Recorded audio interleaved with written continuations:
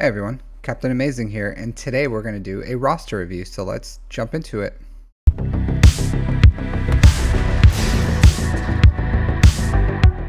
So the person we're reviewing today is Typauu with the Spawns of Thrawn.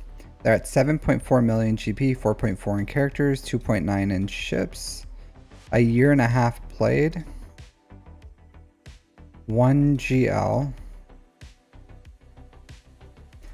Lately I've been sorting by speed just to make sure, because right now a lot of people unlocked a good amount of GLs and they're not invested in, so sometimes they're hiding. So I do like to check. So they bought some of the bundles. They do have SLKR.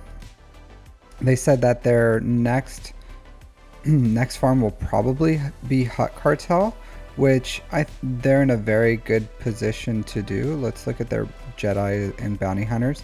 So Fennec, Aura Seeing, they bought the Chewbacca bundle, so they have those at Relics. So it should be a quick unlock for Jabba and R6 at CLS, or for Jedi Knight Luke. So 100% the next farm should be Jabba. Just finished Jedi Knight Luke.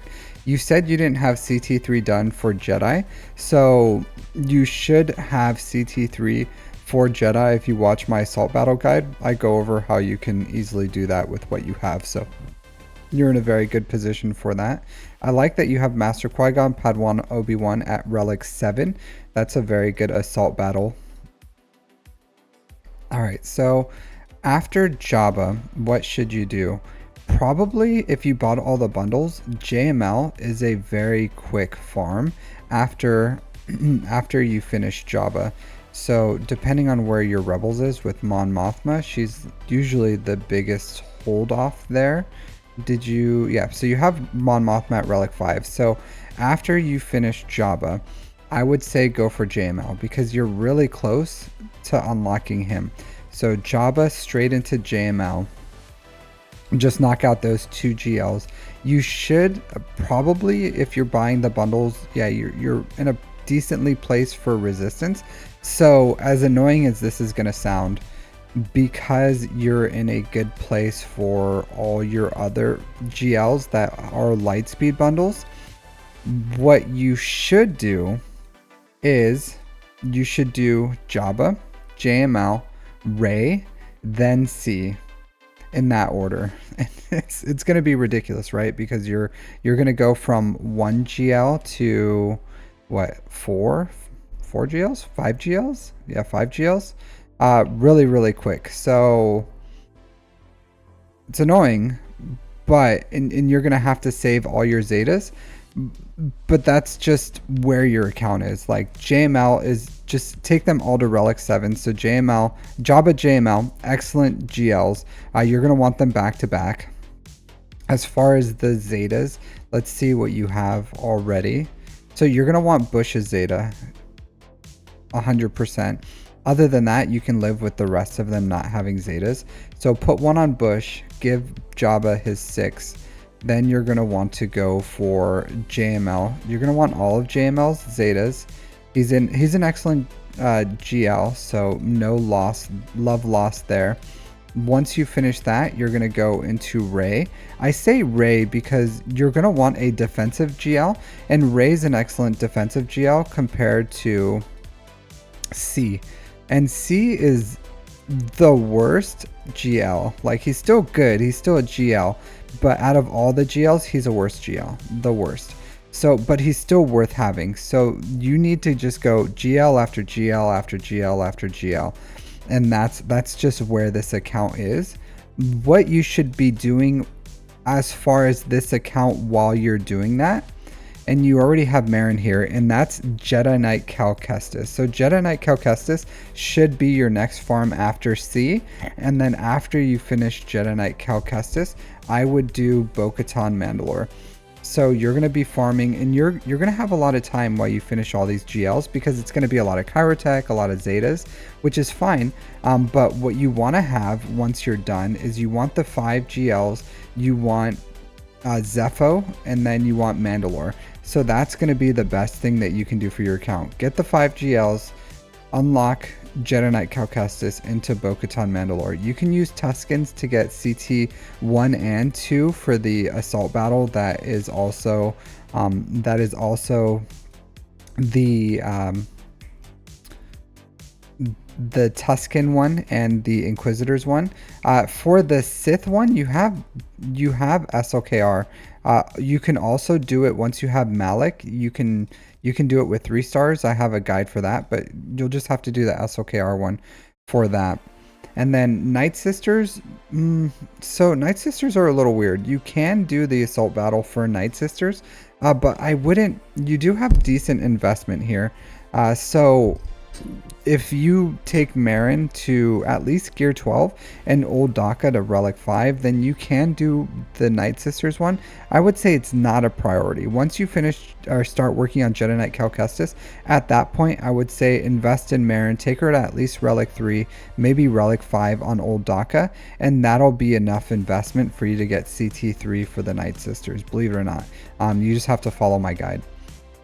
Other than that, that's what you need to do with this account. Like you just have to unlock, like you spent all the money, you bought all the Lightspeed bundles, you have to unlock the GLs. Once you finish Bo-Katan Mandalore and Jedi Knight Cal Kestis, you should also be farming the Imperial Remnant shards so that you can get these guys their assault battle after Bo-Katan Mandalore. And then continue to farm your ships. Just farm all the ships. Who knows? Maybe they'll come out with like a Profundity bundle sometime soon.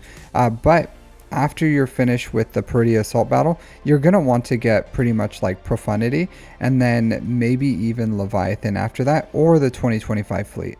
I will say this, if the 2025 fleet gets announced, and I would say go for that. I'm going to tell everyone who is watching me, if the 2025 fleet is released, then everyone needs to drop everything and just go for that. But other than that, that's pretty much what you have to do. And it's going to suck. You're going to need a lot of mods, but it's going to be the best thing for your account is just going for those GLs. All right, good speed on SLKR, good health, decent damage, crit damage triangle. So your SLKR mods are good. Captain Rex, 297. So your non-GL mods are hurting.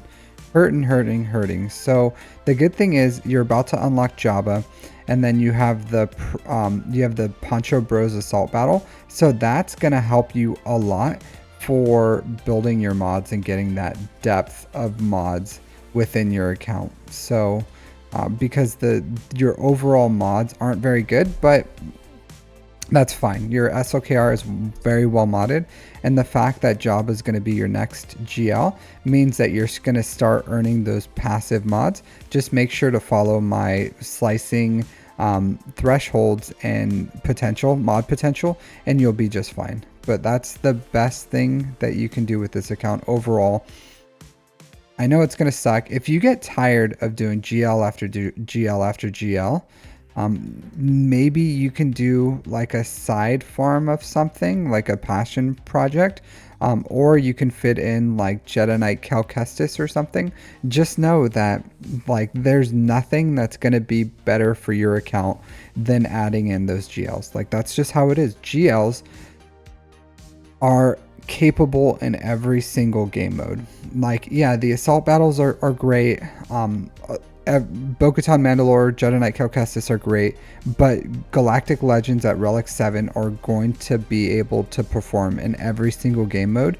In Grand Arena, TW, TB, like Conquest, all these things that you may be struggling in right now, every time you unlock and put a Galactic Legend into your account, those events become easier and easier and easier. So that's why I'm saying you need to go all in on all your GLs, and then from there expand into the TB unlocks for Jedi Knight Cal Kestis and Bo-Katan Mandalore, and then finish out your assault battles and GL level ships. So yeah, that's what I got for you. Make sure for your ships you're still farming the shards for all these ships. It looks like your Separatist fleet is coming up.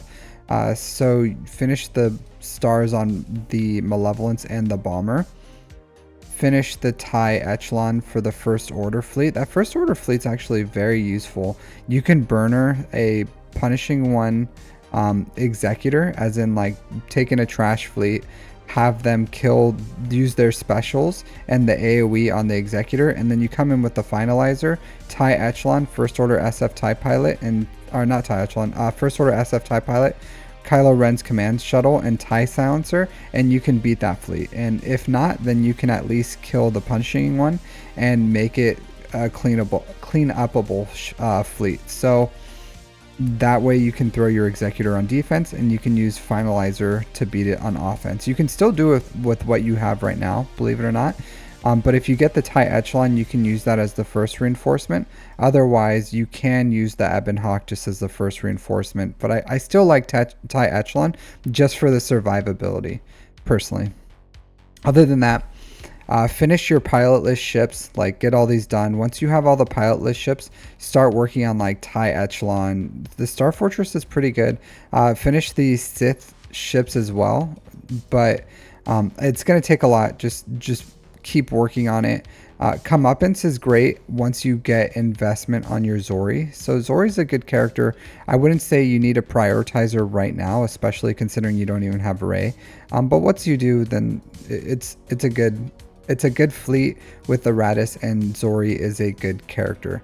So, and you should be working on earning those Punishing One shards. Just once a day is fine. Just slow farm this ship. You don't have to rush it. And that's all I got for your fleets and your mods. Overall, you're probably doing your best on Conquest, but if you can put a little investment into your Datacrons, that would probably help out your account. But yeah, that's all you have to do. Let me know if you have any more questions, but it seems it's going to be annoying. It's going to be annoying, slow grind, working through all these GLs and the tickets and everything. But once you have them, I think you're going to really appreciate the effort of unlocking all these GLs and how it's going to transform your account. So that's all I got for you. Take care.